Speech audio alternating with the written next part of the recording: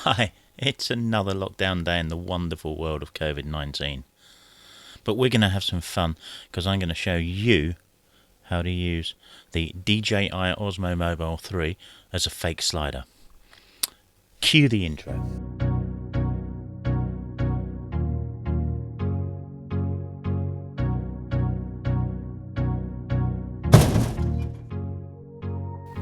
So why, you might think, do you need someone to show you how to use a stabilised gimbal as a fake slider?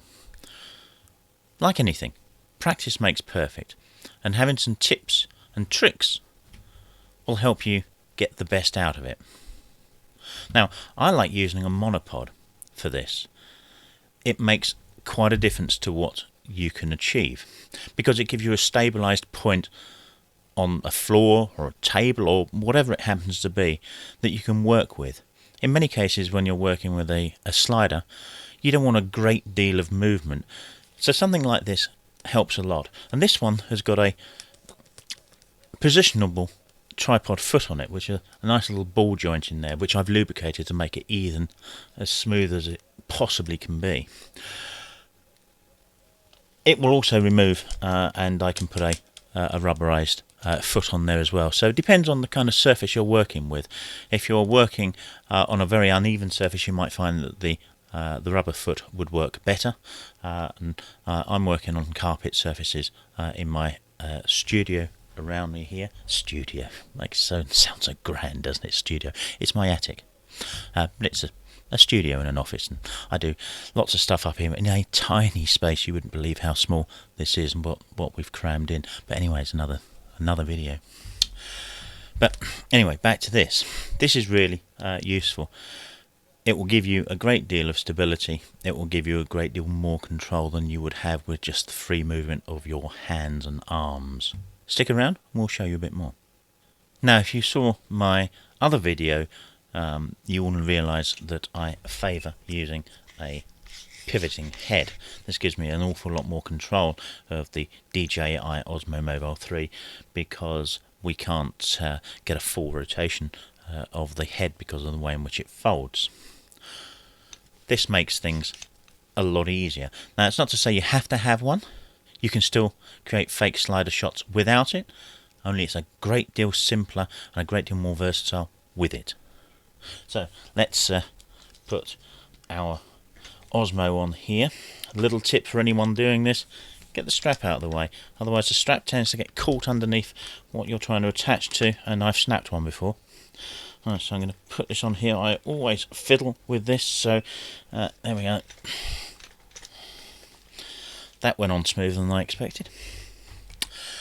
And once we can stabilise that, we've got that on there, and we'll extend the monopod down to the floor from where we are right now. Now, it's important to have the monopod extended a long way. I'm going to put this to pretty much its full length. There we go, it's down. So you can see it in camera here. Now, it's a little tall, so let's come down a touch. There we go. And what we have now is a stabilised form. It won't hold itself because of the ball joint and such at the bottom, but you can see as I move around, I'm working on a fixed length to the floor. This makes a real difference. So, a bit of control, perhaps two hands, you can pull through, and it's really important so you can get some smooth, judder-free footage by doing that.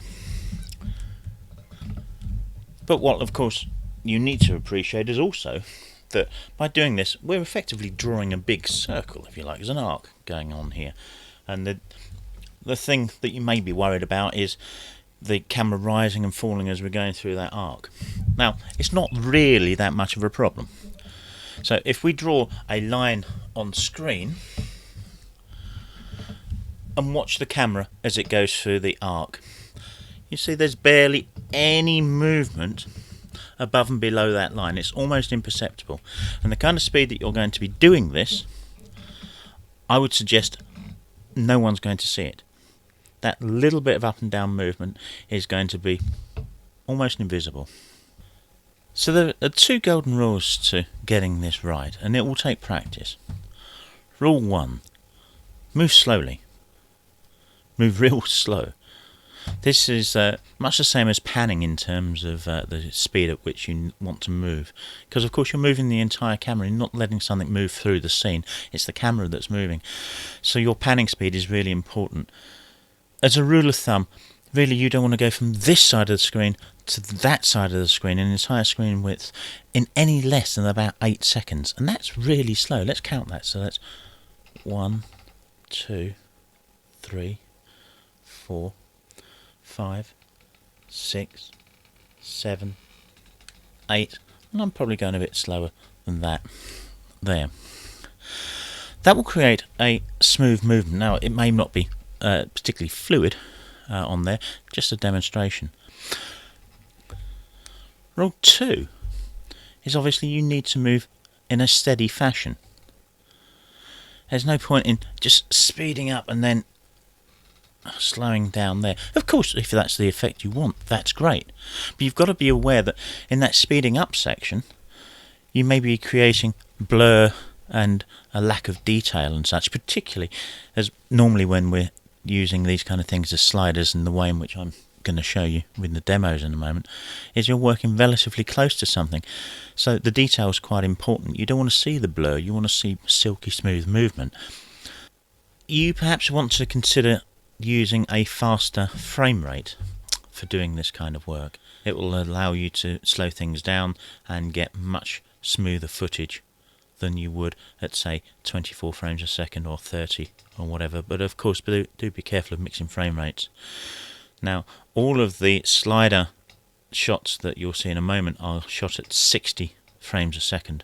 But of course, DJI Mimo may not allow you to do that. Now, on Apple, you've got quite some control.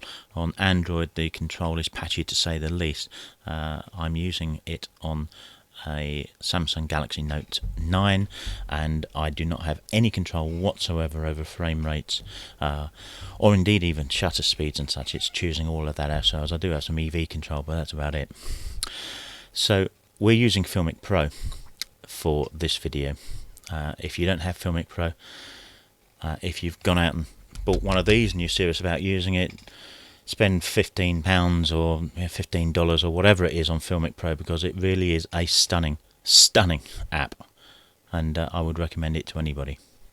So a couple of tips and tricks as well with this. Now, with my angled head, I can get the camera to face down. You can't do this without the angled head and a monopod, because the gimbal won't tilt that far, or rotate I should say.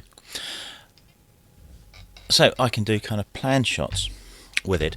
You've got to be real careful with this though, because everything is now kind of supporting on this pivot, and getting that kind of bounce is real easy. So you've got to be real careful, because that is going to be absolutely horrendous on your footage. So grip it, wait until it's stopped bouncing, and then move real carefully. Consider also using the tilt lock function, which of course you can access through Mimo, and or using the trigger to ensure that the camera faces where you need it to face it. It really does help. One of the other things I like to do is have the entire kind of rig completely fluid. So I've got one of the sections loose here so I can raise and lower. I've got the head loose so I can twist, and this gives me a lot of free floating ability. Now you may find that your monopod doesn't move quite so silkily smoothly. Mine can compress and get a little tight, so perhaps a little bit of lubricant again on the sliding part of the telescope will help you there. But it does allow me to do an awful lot of really smooth movement, and look, I can even wallop the microphone with it. It's that good. Running along a fixed surface can help you an awful lot as well. So if you're doing a shot that's kind of based on a table or something, then perhaps if you set that a little bit further back on the table, then you can run the body of the monopod along the table, and that will give you a straight line to work with, so there's no kind of back and forth motion. Of course I accentuate that, but I think you get the point. It's not just a table or a flat surface that you can run against.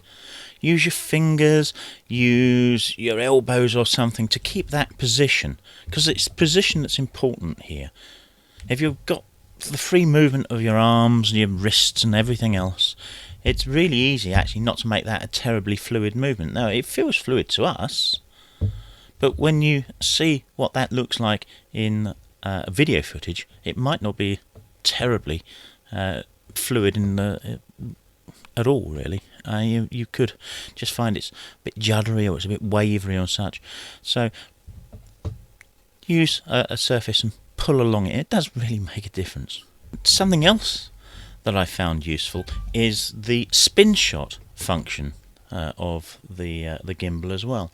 So perhaps as you're pulling back through something or pushing forward through something, particularly if you're face down on it or looking down the line on it, you just get rotation of the camera, and that produces some really interesting kind of effects for it. So, time to have a look at some of the examples. What I've used here is an old Yamaha synthesizer that I've had for many years. Just some sliding shots along it. I'll explain how they're done, and I apologise in advance for the dust and such that seems to be attracted to this thing like a magnet.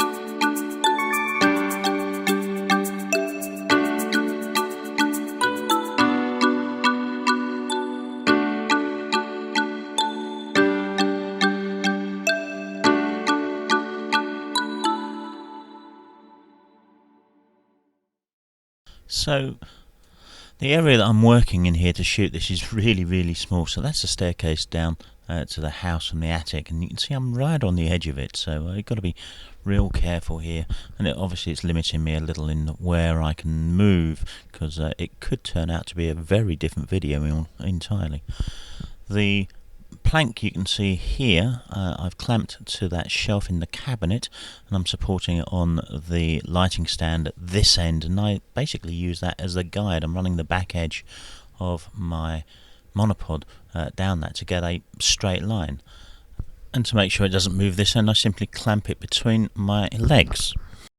Now, lighting is mostly natural from the big roof light there.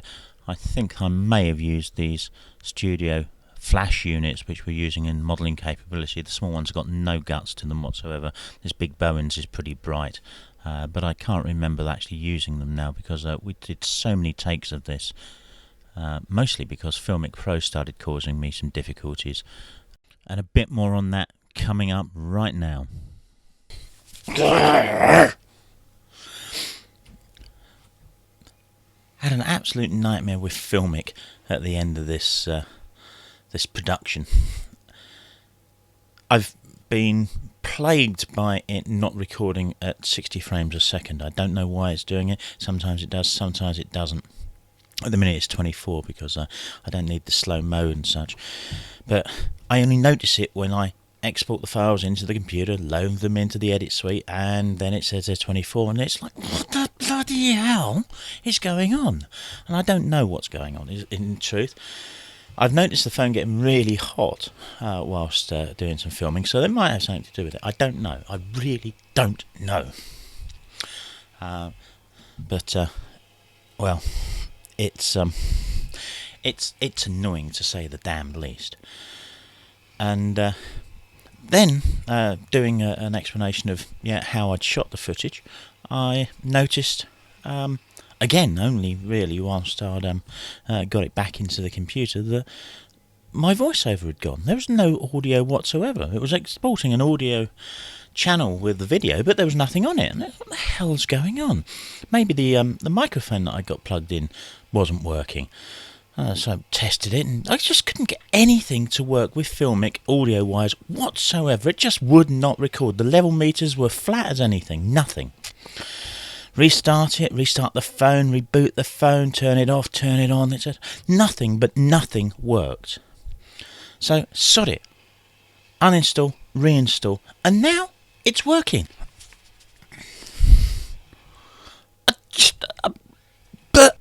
And breathe. Nice, long, steady breaths. In and out.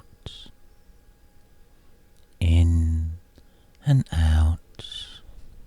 Well, that's it for this video. Thanks for watching. I hope it's been useful. I function on coffee. Lots of it. So, get yourself a good coffee and go make some films. If you've liked it, hit the like button somewhere down there. Don't know, could be. Right next to it, there's a subscribe button somewhere in that corner. Is it that one? Can't know. And comment. The comments are useful. Even if you don't like it, tell me why you don't like it.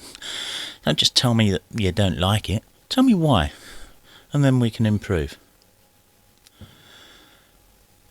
Enjoy your coffee, enjoy your filmmaking, and we'll see you again soon. Take care.